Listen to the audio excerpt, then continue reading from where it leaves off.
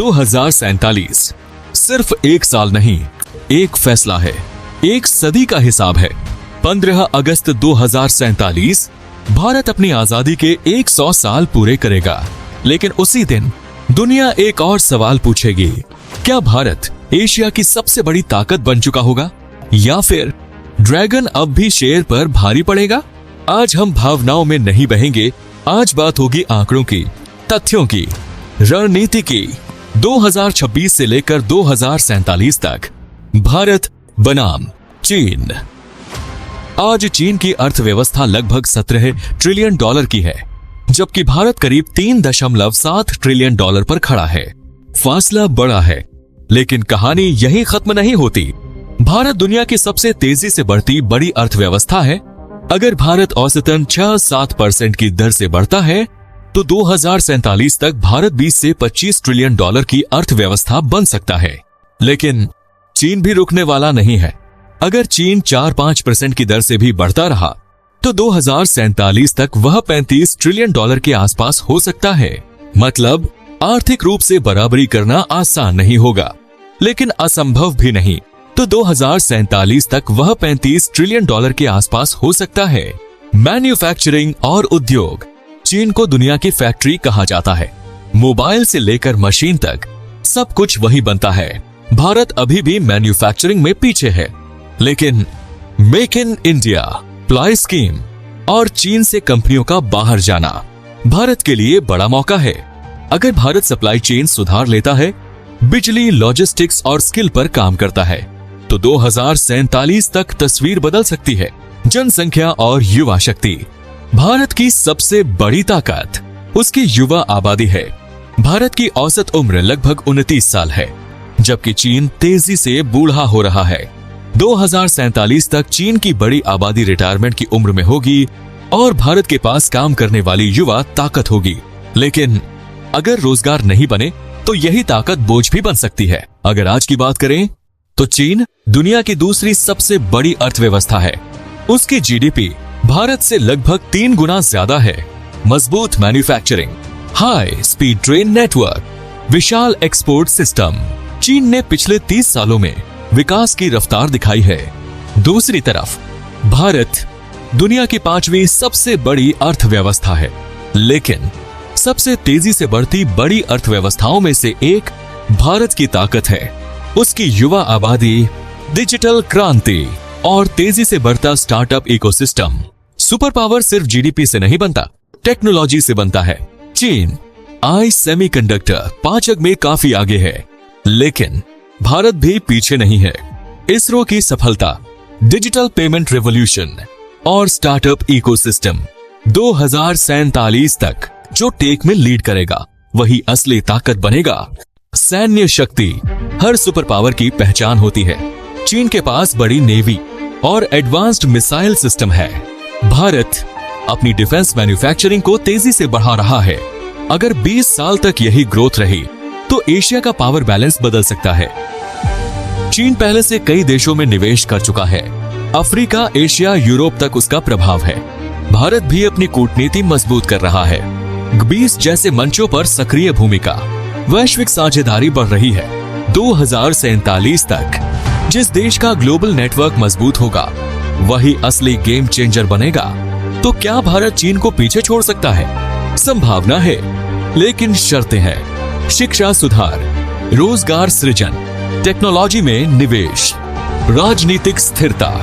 अगर ये चारों चीजें सही दिशा में रहीं, तो 2047 में भारत सिर्फ एशिया नहीं, दुनिया की बड़ी ताकत बन सकता है। लेकिन अगर रफ्तार धीमी हुई तो ड्रैगन अपनी पकड़ बनाए रखेगा।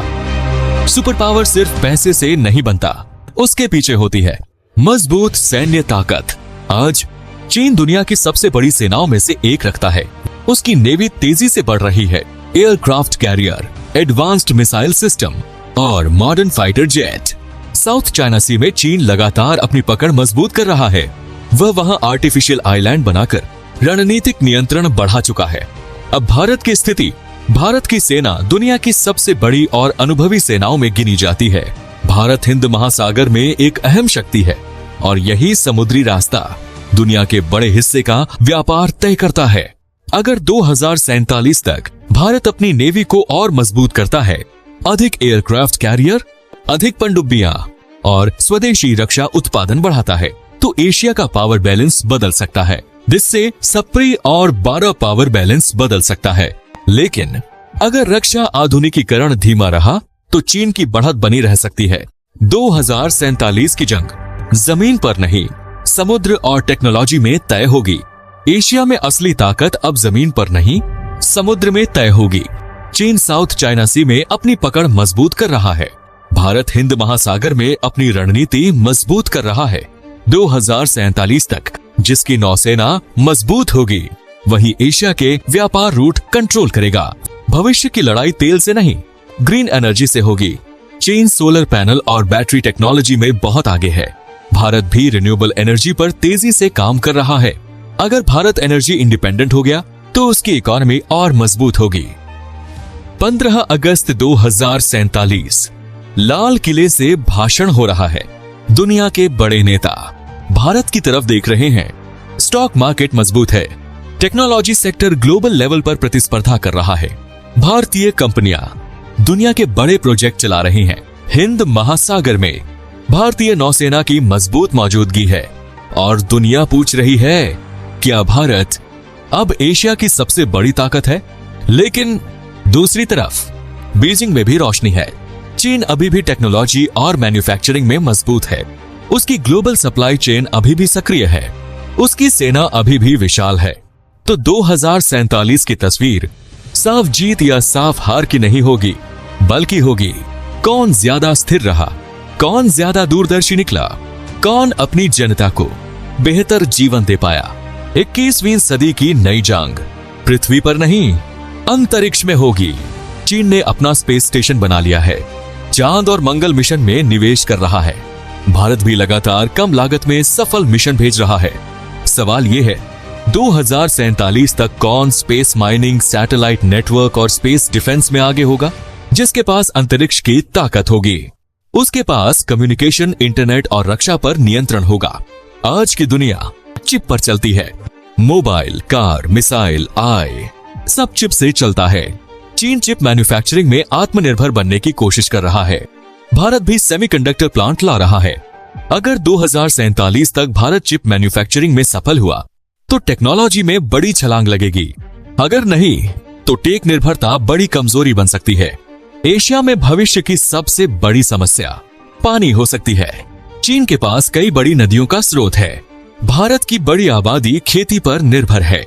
2047 तक जो देश पानी को बेहतर मैनेज करेगा वही स्थिर रहेगा।